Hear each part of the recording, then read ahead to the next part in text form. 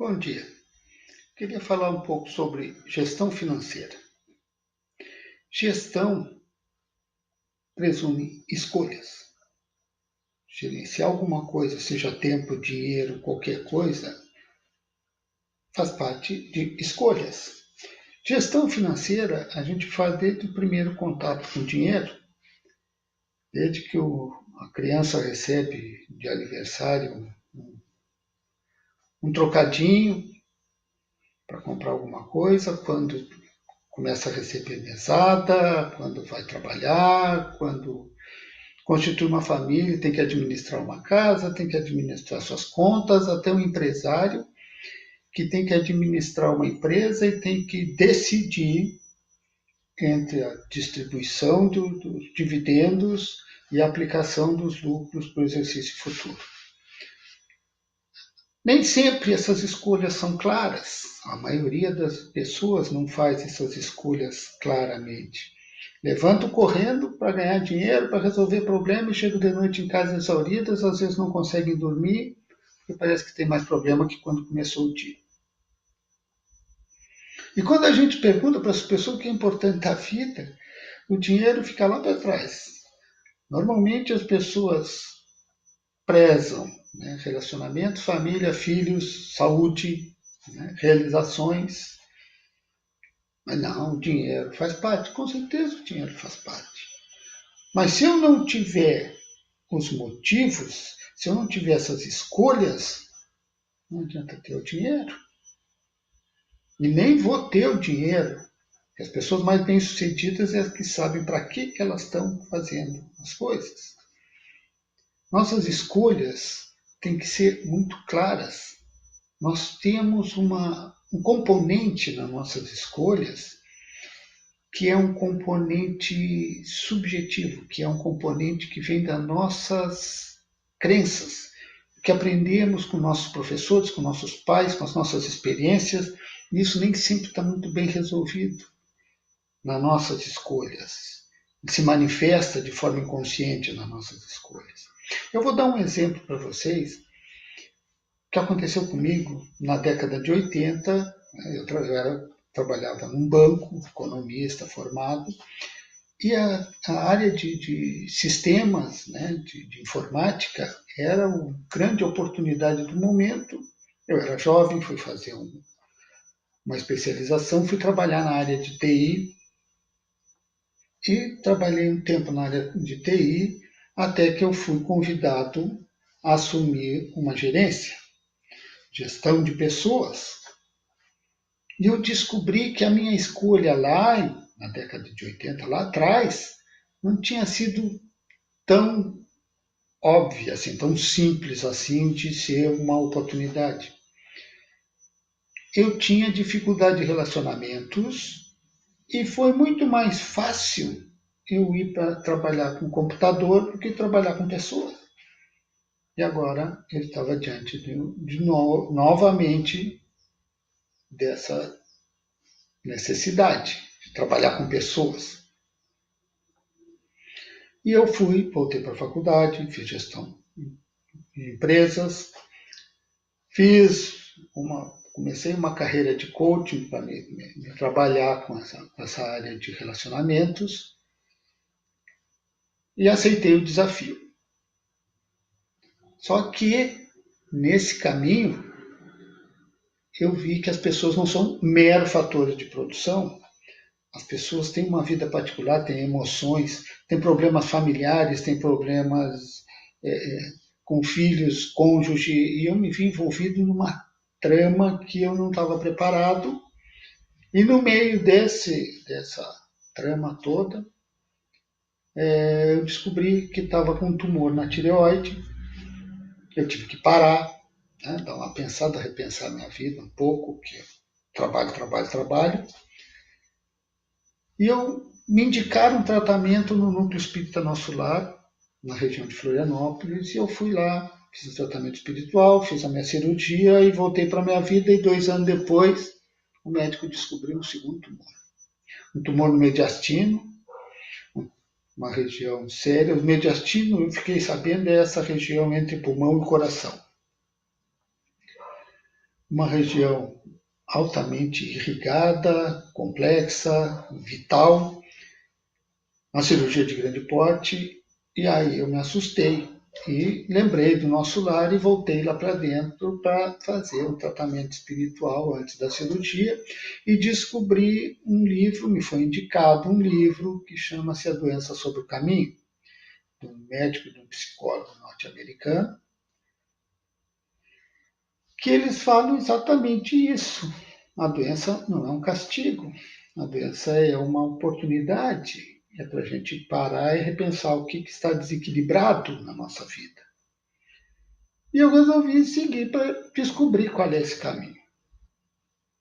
Comecei nas práticas, né, tem diversas práticas alternativas lá, estudar filosofia, né, espírita, as práticas curativas alternativas, e comecei a estudar dentro dos grupos de estudo o autoconhecimento.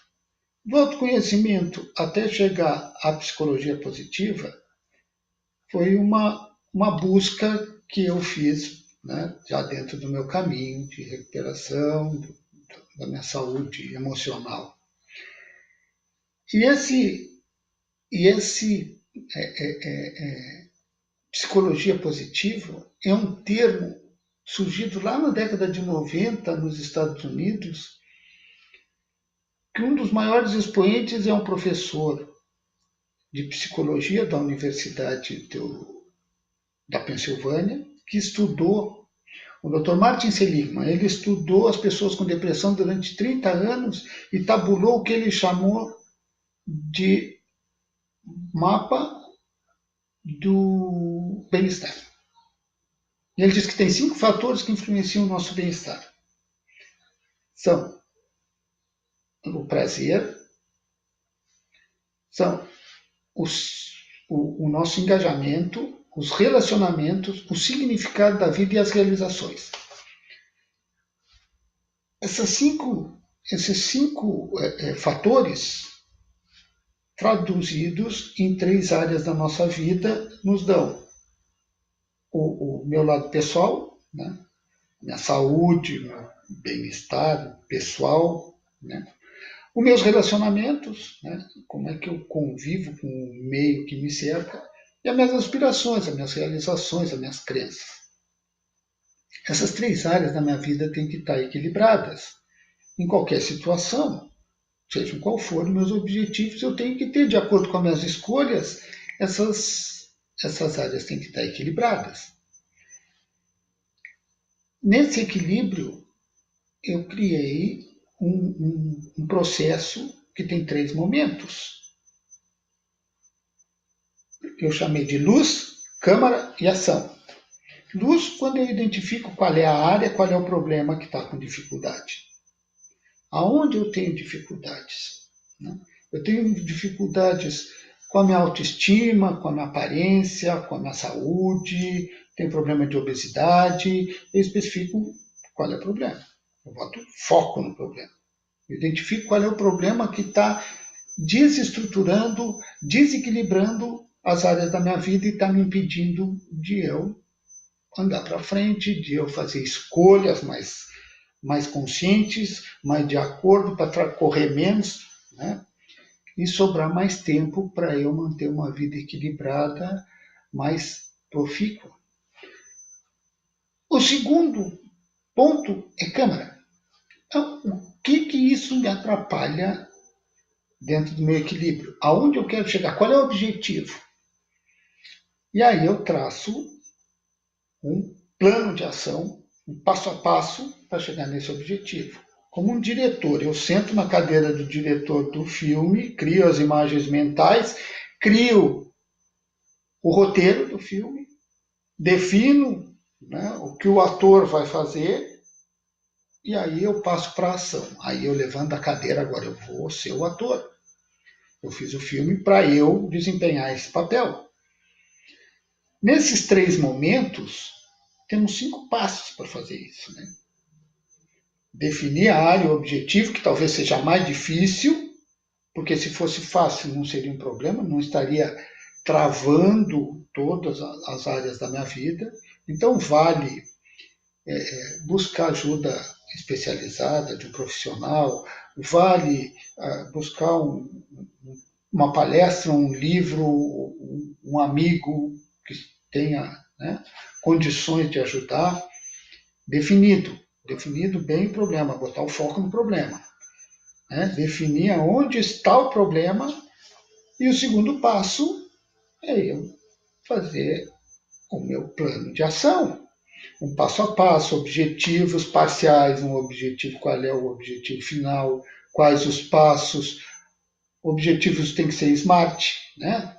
Relembrando que objetivos SMART eles são específicos, mensuráveis, realizáveis, alcançáveis num espaço de tempo. Então, eu não posso botar um objetivo, eu quero ser milionário. Isso não é um objetivo, isso é uma aspiração, um sonho. Para chegar milionário, eu tenho que fazer todo um processo. Fiz esse trabalho, eu tenho o foco, o objetivo e o plano de ação. Aí eu vou partir para a ação. Começa agora. É muito simples. Motivação não cai do céu.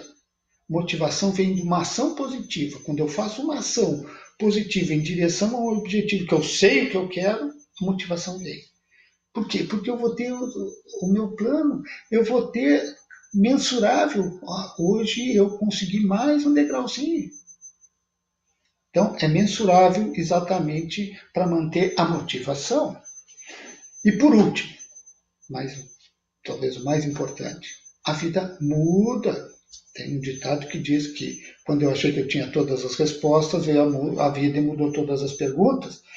Então eu tenho que acompanhar essa mudança, ver quais as premissas que mudaram, se o objetivo continua o mesmo, né? Não descuidar do processo. Né? Eu tenho que fazer o controle. E tenho que ter noção que eu tenho que saber a hora de parar. Essa é a parte mais importante. Eu tenho que saber quando eu atingir o objetivo. Não posso deixar esse objetivo se tornar uma obsessão sob pena de eu desequilibrar as outras áreas da minha vida. Nesse processo, eu estou retomando o meu trabalho de coach, estou retomando todas as dificuldades que eu identifiquei ao longo desses anos. E eu estou solicitando ajuda. Muito importante eu ter ajuda de pessoas que buscam a mesma coisa, que têm uma visão parecida ou não parecida com a minha, confrontar os meus valores, as minhas ideias. Então eu estou pedindo para as pessoas me subsidiarem com o que acharam desse processo que eu contei para vocês. Né? Espero que receba e-mail, contatos, vou deixar no final meus contatos. E que se precisarem, se quiserem, né, de algum detalhe a mais, algum dessas passagens que eu falei, desse processo que eu estou fazendo, me liguem, me solicitem, porque a melhor coisa que eu tenho hoje, eu quero ser útil. Eu gosto de ajudar as pessoas. Porque isso me traz um retorno, que é o meu processo de desenvolvimento, é o meu objetivo. Conhecer pessoas, ajudar pessoas e viver com o objetivo de ser feliz. O meu bem-estar passa pelos relacionamentos. Então, mas o que isso tem a ver com a financeira? Quanto mais benefícios eu tiver, menos problemas financeiros ou pessoais eu vou ter. Como dizia um amigo meu, as pessoas passam a vida inteira correndo atrás de dinheiro para no final da vida deixar no médico ou na farmácia. Qualidade de vida tem a ver com o bem-estar que eu sinto, com eu não me maltratar, com eu não correr. Né? Ou como meu pai também dizia, foi minha primeira e maior lição de economia. Rico não é quem ganha muito, rico é quem sabe viver com o que ganha. Agradeço a vocês e espero ter ajudado pessoas a encontrar um pouco mais de felicidade, talvez, ou de bem-estar, e correr menos. Muito obrigado.